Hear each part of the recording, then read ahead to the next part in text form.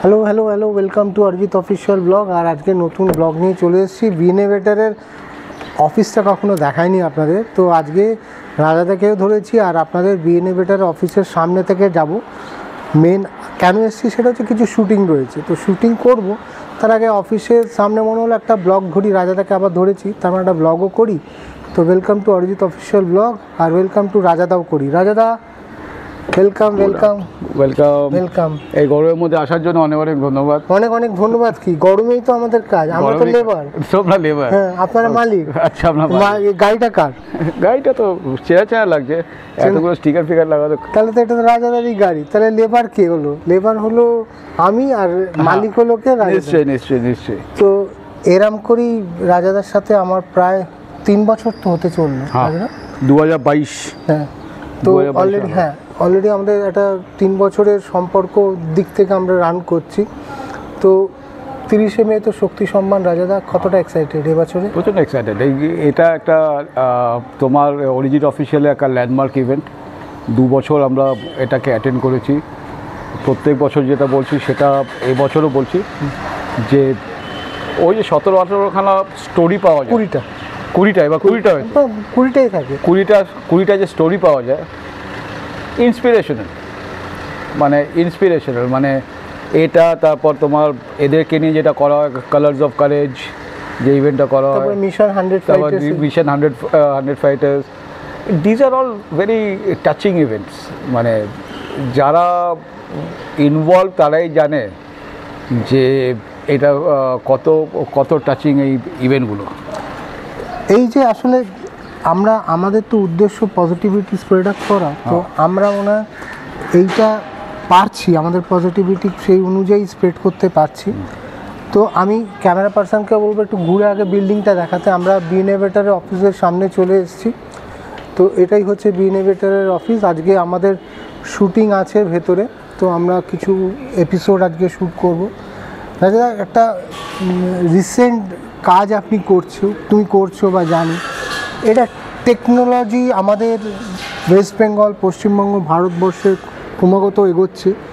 এই কাজটা করে তোমার কি ফিল হয়েছে? মানে এখন কি কোম্পানি, কাদের কাজ সেটা বলার দরকার নেই, কিন্তু তবে অরিজিৎ আমি তোকে একটা কথা বলতে পারি, এরকম টাইপের প্রজেক্ট যে আমি জীবনে করিনি তা নয়, কিন্তু তখন চাকরি করতাম, অর্ডার পেতাম, এবং অর্ডার এক্সিকিউশন আলাদা টিম থাকতো, একটা ম্যানেজমেন্ট থাকতো, সে সব তোমার দিয়ে দিচ্ছে, মেটেরিয়াল সাপ্লাই করছে, সব কিছু করছে, এভরিথিং ইজ বিং ডান। কিন্তু আমার এন্টারপ্রেনিউর জার্নিতে project of this magnitude and complexity, যেখানে প্রচুর টাইপের টেকনোলজি ইজ ইনভলভ, সেটা কিন্তু আমার এন্টারপ্রেনিউর জার্নিতে is a very important thing. এখানে খালি অর্ডার তোলাটাই ব্যাপার ছিল না, যেটা এত বছর ধরে করে এসেছি। এখানে অর্ডারটা ফাইনালাইজ করে, এক্সিকিউট করে, to look out for customer satisfaction, to deliver it to customer satisfaction, it's a huge task.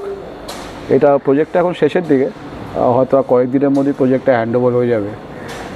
প্রজেক্টটা হ্যান্ডওভার হয়ে যখন পাবলিকের জন্য ওপেন হবে, তখন হয়তো নামটাও বলতে পারবো। তবে নানা রকম টেকনোলজি এর মধ্যে ইনভলভড, এবং যেই টিমটাও কাজ করেছে, যারা এটা পুরো জিনিসটা কনসেপচুয়ালাইজ করেছে যে এরকম করে এই ব্যাপারটাকে করা হবে, তারাও এক একজন অসাধারণ নিজস্ব ফিল্ডে।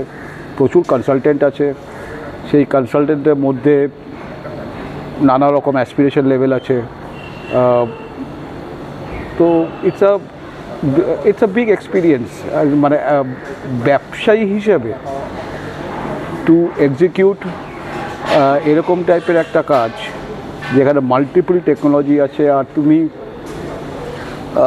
তুমি প্রক্রিয়রমেন্ট হ্যান্ডেল করছো, তুমি ক্যাশ ফ্লো ম্যানেজ করছো, তুমি ম্যান পাওয়ার ম্যানেজ করছো, তুমি ভেন্ডার পেমেন্ট ম্যানেজ করছো, যে তুমি যে সবগুলো একসঙ্গে করছো, এটা যেন একটা অদ্ভুত একটা মাছ সমুদ্রে ফেলে দিয়ে একটার মধ্যে দিয়ে সব কিছু শিখিয়ে দেওয়া।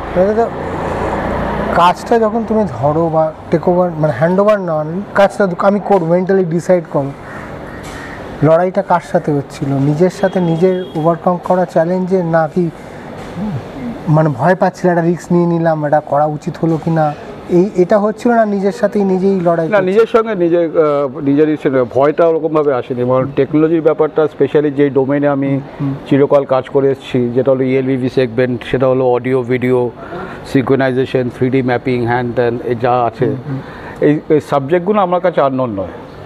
তো আমি ওটা নিয়ে খুব একটা চিন্তিত ছিলাম না। আমি জানতাম যে প্রজেক্টটা আমি নিলে, প্রজেক্টটা আমি জানি কীভাবে করে হয়। কারণ আমার ক্ষেত্রে একটাই প্লাস পয়েন্ট হলো, আমি যখন সেলসে বা মার্কেটিংও কাজ করতাম বোস কর্পোরেশন এবং অন্যান্য জায়গাতে, তখন তোমাকে আগে বলেছি কিনা জানি না, তখন কিন্তু আমরা শিয়ালদা স্টেশন এবং শিয়ালদা স্টেশন থেকে গেদে স্টেশন, এদের পাবলিক অ্যাড্রেস সিস্টেমটা কিন্তু আমরা বোস কর্পোরেশন দিয়ে করি, এবং মানে আমরা পুরো দাঁড়িয়ে ওটাকে এক্সিকিউট করি।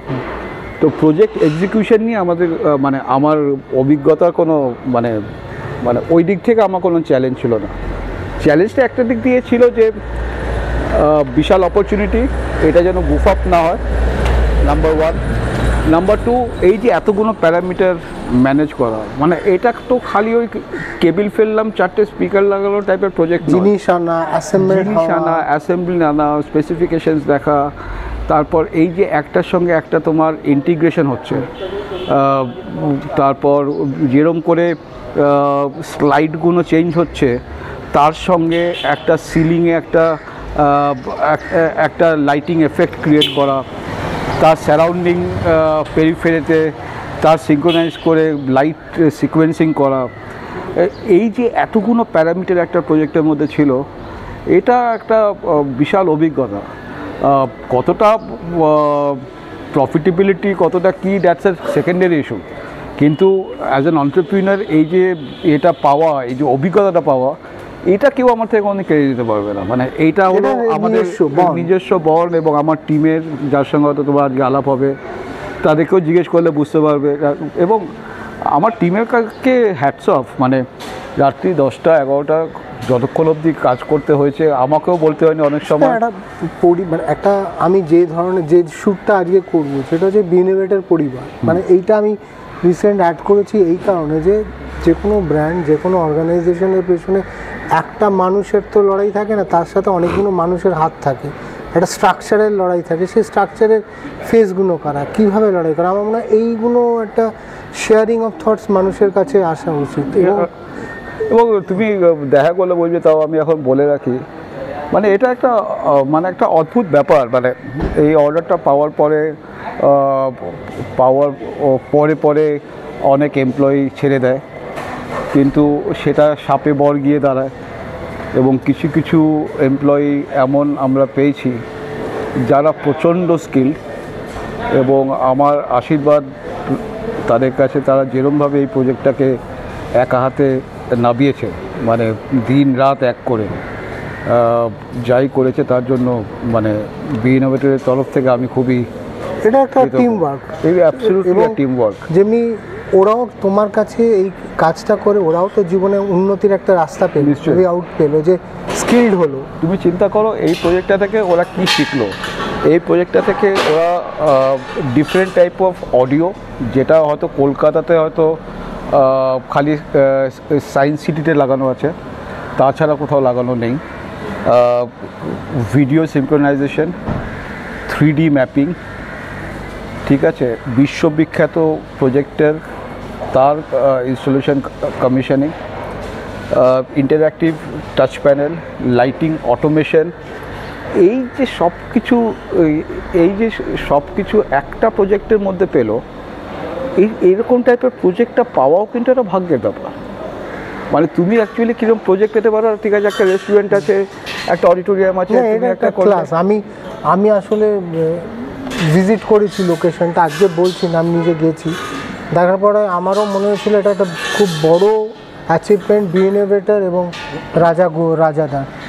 আর একটা জিনিস আজকে আমি শেয়ার করব আপনাদের সাথে, সেটা হচ্ছে এই টাফ সিচুয়েশন, এই কাজটা চলাকালীন রাজাদার কিন্তু লাইফেও একটা খুব প্রিয় মানুষ বা প্রিয় জিনিসকে সে হারিয়েছে। মানে যারা জানেন বা জানেন না, রাজাদার মারকে হারিয়েছেন এর মধ্যে। কিন্তু এই হারানোটা বোধহয় রাজাদার কাজটাকে কখনো এফেক্ট করেনি।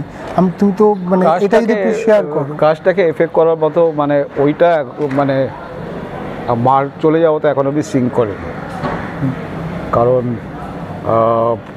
1 এপ্রিল মা গেলেন, 13 তারিখ কাজ, 14 তারিখ নিয়মভঙ্গ, 15 তারিখ আমি একটা ব্রেক নিয়েছিলাম যেটা বাংলা নববর্ষ, 16 তারিখ থেকে I was back on job. মনটা ওখানেই পড়েছে, বিকজ এই যে চ্যালেঞ্জটা মানে যাই হোক, এটা আমার যারা কাস্টমার এন্ডে যারা ছিলেন তারাও খুব কম্প্যাশনেট ছিলেন, তাদেরকেও অনেক ধন্যবাদ। কিন্তু একটা এন্ড অফ দ্য ডে লসটা আমার নিজস্ব, and why should somebody else dream suffer। ওটা নিয়ে আমি 16 তারিখেই I made it a point that আমি স্ট্রেট বাড়ি থেকে বেরিয়ে সাইটেই হয়তো এই কাজটা তোমাকে অনেক পুরো ফাঁকা একটা জায়গা থেকে মনটাকে এঙ্গেজ করে রেখেছিল। হ্যাঁ, সেটা আরেকটা রিজনও কি, আমি বেশি দিন বাড়িতে থাকতে চাইনি, তো আমি ওই হয় না মানে জোর করে জলের মধ্যে ডুব মেরে দেওয়া, মানে ওটা করে দিই।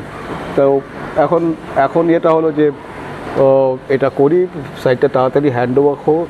আর আসলে এটার আমার মনে হয় যে আমি অনেক বছর আগে আমার মাকে হারিয়েছি, তো আমি ফিল করি যে মার কোনো রিপ্লেসমেন্ট হয় না। মা হচ্ছে এমন একটা শব্দ, বা ভগবানের ওনার শ্রেষ্ঠ সৃষ্টি হচ্ছে মা শব্দটা এবং মা, তো ওইটা কোনো দিন রিপ্লেস হবে না। তো যারা মাকে অবহেলা করেন প্লিজ করবেন না। যারা আমরা মাকে হারিয়েছি জীবনে তারা ফিল করি মা কতটা প্রেশিয়াস আমাদের জীবনে। তো মা যাদের সাথে আছেন এটাকে এক্সপ্লোর করুন, ওনাদের যত্ন নিন, ওনাদের টেক কেয়ার করুন।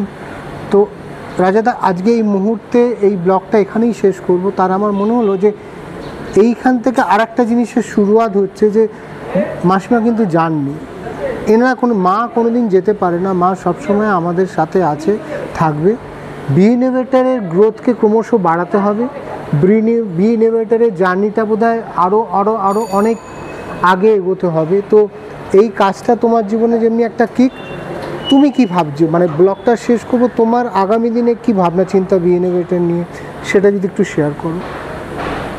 আগামী দিনে দেখো, তোমার যুগের সঙ্গে তাল মিলিয়ে তো চলতে হবে। তো আমাদের এখন মেইন ফোকাস সেটা হলো টু ইউজ প্রোডাক্টস যেটা কার্বন নেগেটিভ, যেখান থেকে কার্বন এমিশন উইল বি 0। এরকম প্রচুর প্রোডাক্ট এখন ইউজ হচ্ছে যেগুলোতে প্রচুর কার্বন এমিশন হচ্ছে। আমরা ওইটাকে রিপ্লেস করতে খুবই কিন।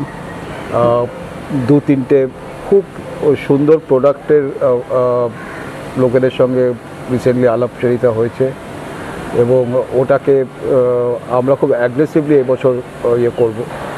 এবং শুধু এটা নয়, মানে আমার মনে হয় we have a responsibility towards next generation, climate, to reduce carbon transmission.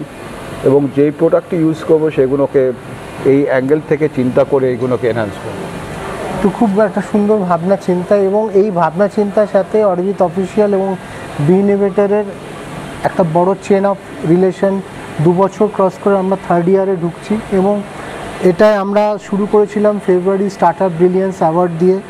সেপ্টেম্বরে মানে মেতে আসছে শক্তি সম্মান, সেপ্টেম্বরে আসছে দুর্গা সম্মান, এবং ডিসেম্বরে কালার্স অফ কারেজ।